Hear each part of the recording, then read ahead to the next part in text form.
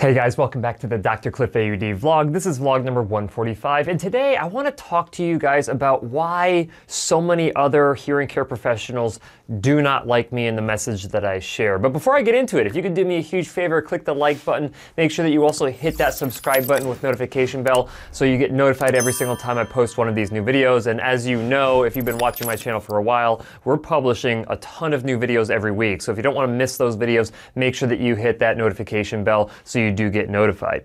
I'll start off by saying this week was kind of a rough week. Not for anything that happened in the clinic. Like, clinic has been going great. I'm super proud of all my providers and all of my staff. I'm super proud of my wife, Ashley, for how much work she's actually put into the clinic and developing our team.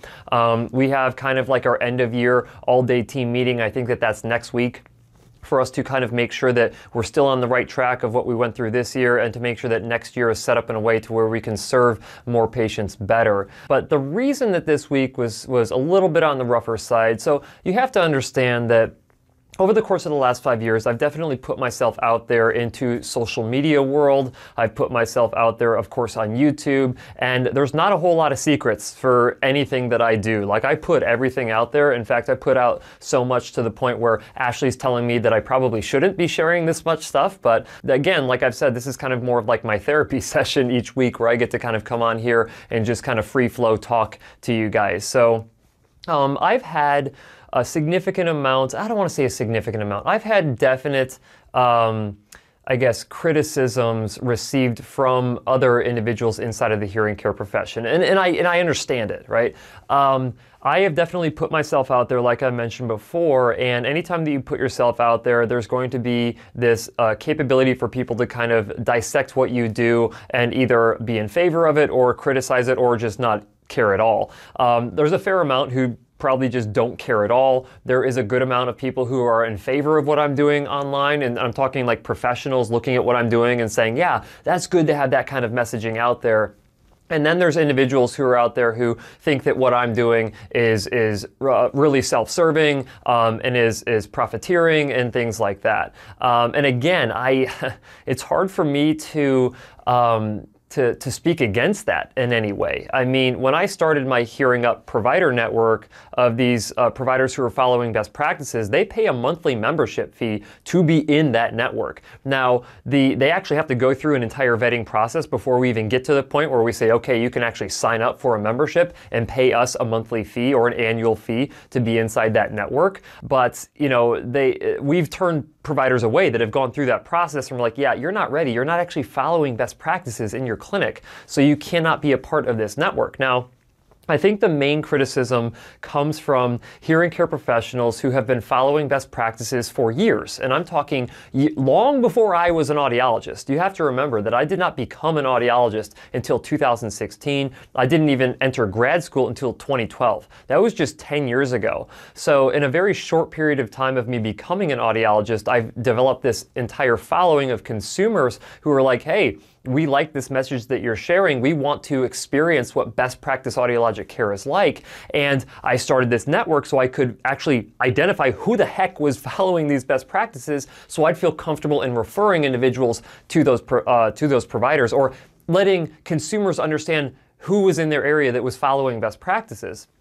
And all of the clinics who are like, well, we've been doing this for a long time. We don't need, you know, Dr. Cliff telling people that we're good at what we do. And my position was never about that. My position was always like, hey, if you're doing this stuff, let's get you credit for it, because there's a lot of bad hearing care providers that are out there that we want to make sure that consumers don't actually go to. We want to make sure that they go to the good ones.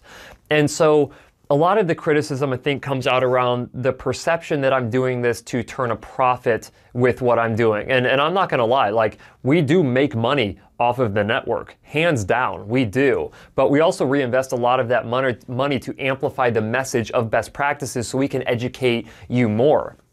And it's just, you know, it goes in spurts. So there's a period of time that goes by that no one says anything online, and I'm a part of these professional forums, and, you know, I participate to some degree because I feel like I have to. I feel like I have information that I can share about what consumer sentiments are on different things, and I like being able to share that. But there is definitely groups of individuals out there who are outwardly, like, not in support of the message that I'm sharing. And I think it's because of the fact that who am I to actually tell you who's good? And that's really not the intent of the network. Like I mentioned before, my intent is to just help you find someone who's doing at least the foundational best practices to make sure that you can optimize your hearing treatment. And I can't think of any other way to help you identify who is actually a good provider or not. I can't just say go to the person down the street who's a nice person. It just doesn't work that way. So this week in particular, there was a social media post that went out concerned about how depressing it was that we as a profession can't even be confident in who we're referring our patients to if we want to refer a friend or family member in a different state to a provider. And someone in, I would say, my inner circle had posted, well, Cliff's network, so the Hearing Up network, is probably the closest thing that you're going to get to that. So why don't you lean into that? And a lot of the discussion that followed that was, who the heck is Cliff Olson to actually be able to do that? He's not a nonprofit organization, and one of our organizations that is promoting that. And so essentially, it's why would we pay someone who's just trying to turn a profit to say that we're good at what we do? And again, I just don't know how to approach it anymore. I mean, I think if people truly knew who I was and what my intent was for this, I just want people to have access to high quality hearing healthcare. And there are consumers who don't like my messaging, and there are providers who don't like my messaging. But there was actually something that was interesting that I wanted to bring up. And honestly, to be honest with you, I kind of needed this at the end of this week because it illustrates my point. And so this provider, who's not in the Hearing Up network, but she received a 5-star positive review, and this is what the review said. It said, "Real ear measurement is the only proven test to evaluate if your hearing aids are matched with your hearing loss prescription. I learned how important real ear measurement is from watching Dr. Cliff Olson on YouTube. Check it out. Cook Hearing and Balance in Cedar Park offers this most important test. My hearing is excellent and effortless again. Dr. Elizabeth Sperino exceeded my expectations with her knowledge and expertise. What a professional, absolute top-notch clinic. I'm thrilled I found you." And so when I look at reviews like this that are out there of individuals who found an excellent hearing healthcare professional and got best practices, and they're not in my network, I cannot tell you how happy that makes me. Because that is someone who had an exceptional outcome with their hearing aids because they went to someone who followed best practices. And if I'm being honest, I wish I did not have to have the Hearing Up network. But the fact of the matter is that when you look at the data and the statistics that are out there, anywhere between 5% and 30% of hearing care professionals actually follow best practices. So, I cannot confidently tell people to go to a particular clinic if I have no clue if they're following best practices. But if I educate you enough to where you don't even, let's say you don't have a Hearing Up provider, you have to be educated enough to actually identify who to go into. And that makes me super happy to know that that individual learned about something on my channel and didn't even go to a provider who's inside of my network, decided to go to a different provider after they did their due diligence to find out who a good provider was in their area. And as you can see, that provider delivered. Now, that type of thing is happening over and over and over again. And the thing that's interesting is that I know, not personally, but I know of certain providers who have spoken negatively about me online,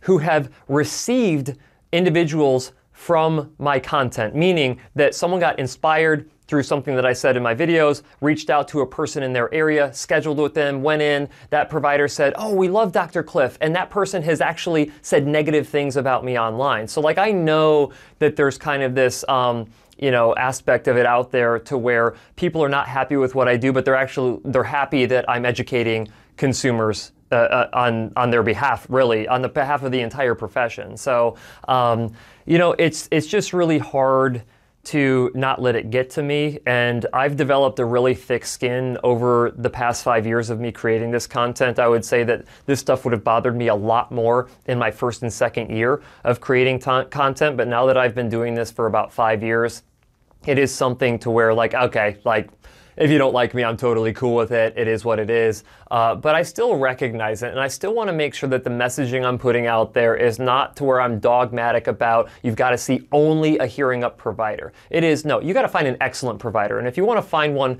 who easier, then go find a hearing up provider, because we've done all the vetting on them. We know that they have the equipment to follow best practices. We know that they are committed to following best practices based on them going through the entire vetting process and having an interview with me. So are you guaranteed to have an excellent experience at a hearing up provider? There is no guarantees in life. In fact, there are people who come into my clinic and who have left 1-star reviews because they felt like they did not get quality care in our clinic. And literally the only thing that we care about is providing the absolute best experience and the absolute best treatment outcomes inside of my clinic. So you just can't make everybody happy. And I guess if you realize that sooner in your life rather than later in your life, that you can't make everybody happy, you'll probably be happier for it. And that's kind of where I'm at right now. I've definitely surrounded my inner circle, is what we would call it, with positive people who believe in the message that I'm trying to accomplish.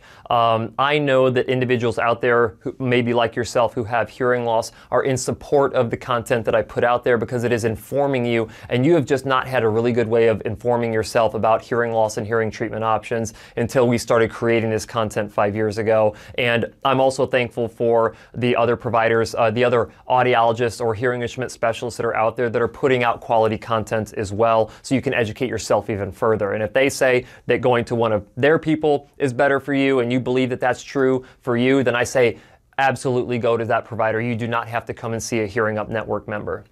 So hopefully this video doesn't come across as self-serving, or that I'm trying to get your sympathy or anything like that. That's really not what the goal of this is. This is for mostly me, honestly, not even for you, for me to kind of vent my emotions about this. And after I get done, recording this and I hit the stop record button, I'm going to feel better for having gotten this out there.